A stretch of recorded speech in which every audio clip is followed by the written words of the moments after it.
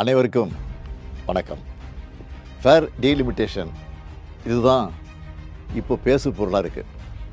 திமுக ஏன் இதை பேசு பொருளாக ஆக்குச்சுன்னா 2026 டீலிமிட்டேஷன் கண்டிப்பாக நடந்தே ஆகணும். இது எம்பிக்கள் எண்ணிக்கை சார்ந்த பிரச்சனை மட்டும் கிடையாது, நம்ம மாநிலத்துடைய உரிமை சார்ந்த பிரச்சனை. அதனால தான் தமிழ்நாட்டில் இருக்க அனைத்து கட்சிகளையும் அழைச்சி கூட்டம் நடத்தணும். பாஜக தவிர மற்ற எல்லா கட்சியினரும் ஓரணியில் நின்று நியாயமான தொகுதி மறுசீரமைப்பு வேண்டும்னு ஒரு தீர்மானத்தை நிறைவேற்றணும். இந்த முதற்கட்ட ஆலோசனை கூட்டம் நாளை மார்ச் 22 சென்னையில் நடக்க இருக்கு. இப்போது எதுக்கு இந்த கூட்டத்தை நடத்தணும்னு சிலர் கேட்குறாங்க.